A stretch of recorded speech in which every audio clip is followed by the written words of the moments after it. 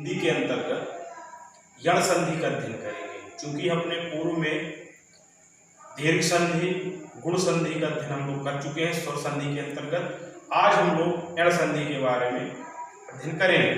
यण संधि किससे बनती है वो देख रहे हैं। सबसे पहले हम लोग संधि के अंतर्गत संधि में हम लोग यण संधि का अध्ययन करेंगे। यण संधि क्या होती है? यण संधि का जो सूत्र होता है, यण संधि का जो सूत्र होता है वह होता है इको एणज। क्या होता है? जो यण संधि का जो सूत्र है, जो यण संधि का सूत्र है वह है इको एणज। इको एणज ये होता है, अर्थात इको या, अर्थात इसका मतलब है इको या।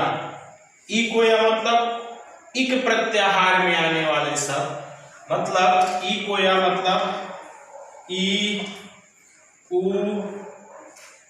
री री, ई उ री ली। इसमें चले जाएंगे या, रा, ला, वा, या, रा, ला, वा में ये लोग क्या हो जाएंगे? चले जाएंगे। अर्थात हम पहली चीज तो देखेंगे कि यण संधि जो है, जो यण संधि है, यण संधि में क्या रहेगा? यण संधि का जो नियम है वह होता है इको एणची। इको या मतलब इको या। यदि शब्द में ई हो, उ हो, री हो, ली हो, इसके बाद मतलब क्या हो? असमान, असमान क्या हो? स्वर हो, तो क्या हो जाता है? ई को या में, उ को वा में, री को रा में, ली को ला में हम लोग क्या कर देते हैं? परिवर्तित कर देते हैं। अर्थात जैसे अगर ई होगा, ई के बाद कोई असमान स्वर है, असमान स्वर के बाद मतलब आ गया, ठीक है? ई के बाद क्या आ गया? आ गया। जब आ जाएगा तो ई को किस में बदल देंगे? ई को या में बदल देंगे। उ है, उ के बाद कोई असमान स्वर आ गया तो किस में बदल जाएगा? वा में बदल जाएगा। री किस में बदल जाएगा? रा में बदल जाएगा। ली किस में बदल जाएगा? ला में बदल जाएगा। वही यण संधि का नियम होता है। ठीक क्या होती है? कटे पिटे अक्षर होते हैं। देखते हैं क्या है। जैसे नियम कहता है यद्यपि, यदि धन अपि, क्या हो जाएगा? यह हो जाएगा। उदाहरण देखते हैं, उदाहरण देखेंगे। यदि धन अपि, यदि दी बोलिए मेरे साथ, दी बोलेंगे। दी क्या निकल रहा है? ई निकल रहा है। यहां पर आप क्या लिखिए? ई लिख दीजिए। यह ई आ गया। ई के बाद क्या है? यहां पर आ है। अर्थात ई को किस में बदल जाएंगे? ई को या में बदल देंगे। तो क्या हो गया? ई को या। अर्थात कौन सी संधि हो गई? ये यण संधि हो गई। कौन सी संधि हो गई? यण संधि हो गई। ठीक है? कैसे? नियम आप लोग देखिए। जब यद्यपि ये कह रहा है, यण संधि का जो सूत्र है इको एणज होता है। क्या होता है? इको एणज। यदि किसी शब्द के पूर्व में ई, उ, री, आए होते हैं, उसके बाद असमान स्वर आ जाए तो ई को या में, उ को वा में, री को रा में, ली को ला में बदल देते हैं। उसे क्या कहता है? वो इको एणज यण संधि हो जाती है। जैसे अपन लोग फिर से देख रहे हैं, यहाँ पर अपन लोग अब अभ्यास करेंगे। देखते हैं कैसे आ रहा है। बिल्कुल आएगा समझ में, कोई दिक्कत नहीं है, बिल्कुल आएगा। अपन लोग अभ्यास कर रहे हैं। जैसे प्रत्येक, जैसे है प्रत्यय क्या है? प्रत्यय कोई शब्द है, तो अगर कोई शब्द लिखा होता है हमें पहचानना कैसे किस संधि की है? तो सबसे पहले हम उसका विच्छेद करते हैं। विच्छेद कैसे? प्रतिधन एक क्या हो जाएगा? प्रतिधन एक क्या हो जाएगा? प्रतिधन एक, अर्थात इसमें हो जाएगा प्रतिधन एक हो गया। इसका क्या हो गया? ये विच्छेद हो गया। यहां पर हम लोग क्या देख रहे हैं? अब हम लोग उदाहरण को देख रहे हैं। प्रति, अब आप लोग ती बोलिए, जब ती बोलेंगे तो क्या निकल रहा है? ई निकल रहा है, और यहां पर क्या है? ए है। अब हमारा यण संधि का जो नियम है, यण संधि का जो नियम है वो क्या कह रहा है? यदि किसी शब्द में, यदि किसी शब्द के पूर्व में क्या हो?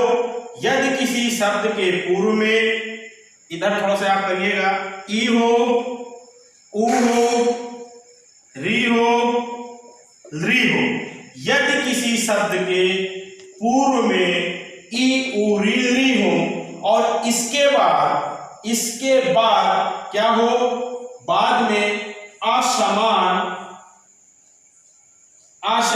स्वर हो। असमान स्वर का मतलब ये न हो, तो फिर किसमें बदल जाता है? ई को किसमें बदल देते हैं? ई को या में, उ को वा में, री को रा में, री को ला में बदल देते हैं। किसमें बदल देते हैं?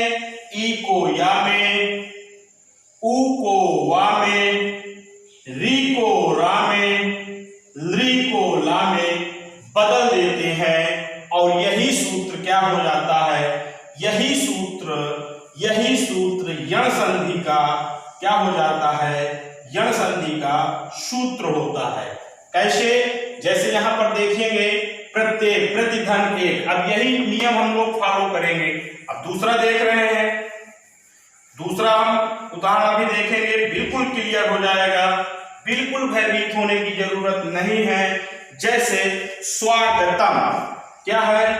स्वागतम,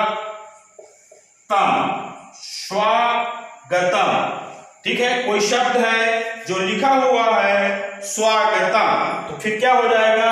शूधन आगतम, क्या हो जाएगा? ये हो जाएगा शूधन आगतम, क्या हो गया? शूधन आगतम। शू में क्या है? शू, आप लोग बोलिए शू, क्या निकलेगा? उ निकलेगा। यहां पर आप लोग लिखिए उ। अब क्या कह रहा है? जो नियम है हमारा ये कह रहा है कि यदि ई उ री के बाद, ई उ री के बाद क्या हो? असमान स्वर हो। असमान स्वर मतलब इसके बराबर के स्वर ना हो, मतलब ना तो उधर ई हो, ना तो उधर उ हो, ना तो यहाँ पर री हो, ना तो यहाँ पर री हो। तो उस कंडीशन में क्या हो जाएगा? ई को या में, उ को वा में, री को रा में, ली को ला में परिवर्तन कर देते हैं। हमें ये याद करना पड़ेगा। तो यहाँ पर क्या है? आ, अर्थात ये क्या हो गया? उ को यहाँ पर क्या बदल देंगे? वा में बदल देंगे।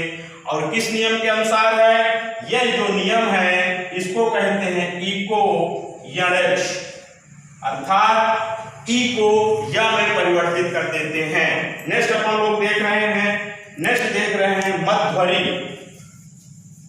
नेक्स्ट हम लोग दूसरा उदाहरण देखेंगे मध्वरी। दूसरा उदाहरण है मध्वरी। दूसरा उदाहरण मध्वरी। क्या होगा? मधुधन अरी, क्या हो जाएगा? मधुधन अरी। ऐसे भी लिख सकते हैं, छोटा भी लिख सकते हैं, लेकिन ये ज्यादा बेस्ट है, मधुधन अरी हो जाएगा। ठीक है, क्या हो जाएगा? मधुधन अरी। अब क्या है? जैसे ऐसे भी बोल सकते हैं मधुधन अरी, तो ऐसे भी लिख दो, कोई दिक्कत नहीं है। अगर ऐसे भी करना है तो छोटा ई बन जाएगा। अब देखिए धू है, धू में क्या निकल रहा है? उ निकल रहा है। अब उ के बाद क्या कर रहा है, ऊ के बाद क्या ना होना चाहिए, ऊ के बाद कोई समान स्वर ना होना चाहिए। यहाँ पर क्या देखे निकल रहा है, यहाँ पर आ है। इसको आप ना पढ़िएगा कि री पढ़ रहे, ये नहीं, इस शब्द के जस्ट बाद तो यहाँ पर क्या है, आ है, जबकि यहाँ पर क्या है, री है। इसको नहीं पढ़ना। यहाँ पर क्या हो, ई हो, ऊ हो, री हो, री हो। इसके बाद में असमान स्वर हो, न तो ई हो, न तो ऊ हो, न तो री हो, न तो री हो, तो किसमें बदल जाएगा, ई को या में, ऊ को वा में, ऊ को वा में, री को रा में, री को ला में परिवर्तित कर देते हैं। यह क्या हो जाएगा, मधुधन अरी, अर्थात ये क्या हो जाएगा, मधुधन अरी। ये क्या, कौन से शब्द, ऊ को किसमें बदल दिए, ऊ को बदल दिए वा में। ऊ किसमें जाएगा, वा में जाएगा। अर्थात हम लोगों ने ऐसे सीखा। अब दूसरी चीज हमें क्या है, हमें यह समझना चाहिए कि हम एग्जाम में कैसे अपन लोग करेंगे। वह जो है, जैसे पित्राज्ञा, जैसे सपोज है पित्राज्ञा कोई शब्द है, ये एग्जाम में आ गया। अब हमको इसको परिवर्तित करना है कि किस संधि में है। बिल्कुल भयभीत होने की जरूरत नहीं है, इसको आप संधि विच्छेद करिए। पितृ धन आज्ञा, पितृ धन आज्ञा। अब हम यहाँ पर क्या कहें, पितृ, क्या निकल रहा है, त्रि, त्रि में क्या आएगा, ई आएगा, क्या आएगा, त्रि, त्रि में क्या आ रहा है, त्रि ई, यहाँ पर ई आ गया। यहाँ पर क्या है, आ है, तो ई को किसमें बदल देंगे, या में बदलेंगे, पित्राज्ञा हो जाएगा। किसमें बदल जाएगा, पित्राज्ञा। अगर ये भी हो जाएगा, जैसे सपोज है पितृ है, मान लीजिए यहाँ पर ई है, तो पितृ, त्रि बोल रहे हैं तो ई, जबकि अगर सही पूछा जाए तो यहाँ पर री का उच्चारण आ रहा है, क्या आ रहा है, री, पितृ। यहाँ पर री है, मान लीजिए अगर नहीं समझ में आ रहा तो इसको हटा करके हम लोग री भी लिख दें, क्या लिख दें, री भी लिख दें। यहाँ पर क्या है, आ है, तो यहाँ पर भी लिख दीजिए कि री है, और री के बाद क्या है, असमान स्वर है, तो री को किसमें बदल देंगे, रा में बदल देंगे, तो भी क्या हो जाएगा, पितृधन आज्ञा हो जाएगा। मतलब हमें पहचानना कैसे है, हम संधि विच्छेद करेंगे। फिर से आप लोग देखिए, संधि विच्छेद में ई हो, ऊ हो, री हो, री हो, इधर आया हो, इधर आया हो, और इस धर जो है इधर क्या आया हो, न तो ई आया हो, न ऊ आया हो, न री आया हो, न री आया हो। क्यों, क्योंकि इधर क्या हो, असमान स्वर हो, तो किसमें बदल जाएगा, री को रा में, री को ला में, ई को या में, ऊ को वा में हम लोग परिवर्तित कर देते हैं। इको एलर्जी संधि, इको एलर्जी का जो सूत्र है, यह संधि होता है जिसको ई को या में, ऊ को वा में, री को रा में हम लोग क्या कर देते हैं, परिवर्तित कर देते हैं। Okay, thank you.